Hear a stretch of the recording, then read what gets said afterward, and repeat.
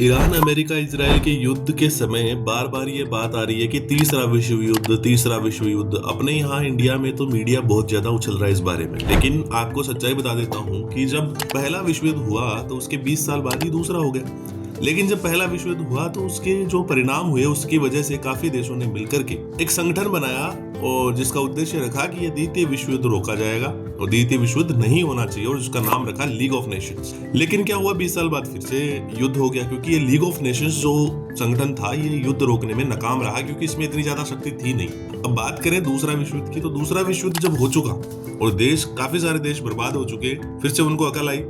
अकल आने के बाद उन्होंने फिर से एक संगठन बनाया जिसका नाम रखा यूनाइटेड नेशंस ऑर्गेनाइजेशन, संयुक्त राष्ट्र संघ। संयुक्त राष्ट्र संघ का फिर से ये उद्देश्य रखा कि विश्व में शांति स्थापित की जाएगी अंतर्राष्ट्रीय संबंधों में और ये सब चीजों में इसको इंटरफेयर रखेंगे। लेकिन क्या हुआ, ये जो यूक्रेन रशिया का चला, सीरिया का हुआ और अभी जो चल रहा है कुछ नहीं, वही ढाक के 3 बात। क्योंकि जिन लोगों को विटो पावर दी गई थी यूनाइटेड नेशन ऑर्गेनाइजेशन में 5 देशों को दी गई थी, उसमें से अमेरिका भी है। अब अमेरिका और रसिया भी है, तो रूस तो खुद हमला कर रहा है यूक्रेन और आपस में जुटे पड़े हैं। तो ये जो अमेरिका है ये ईरान के साथ में इजराइल को मिलाकर के साथ में और उसके ऊपर टूट पड़ा है।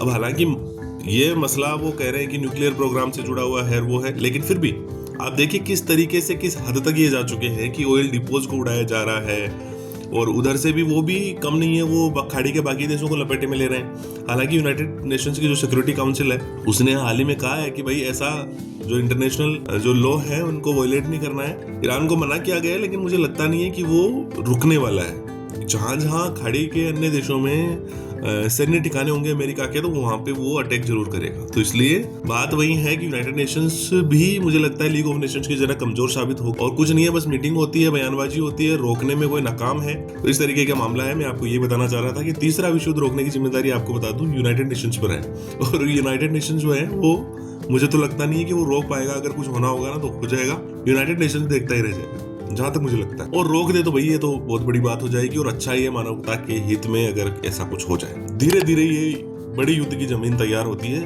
और ये जमीन तैयार करने का ही नतीजा है कि इस तरीके की भीषण लड़ाइयां हो रही है। तो मिलते हैं किसी नेक्स्ट अपडेट में, नेक्स्ट वीडियो में बात करेंगे किसी अन्य मुद्दे पर। और अगर आपका कोई इश्यू है कि कोई नेशनल या कोई ऐसा इश्यू है, सोशल इश्यू, जिस पर आपको चाहते हो कि मैं उस पर बात करूं, तो आप मुझे जरूर कमेंट बॉक्स में लिखें। Thanks for watching.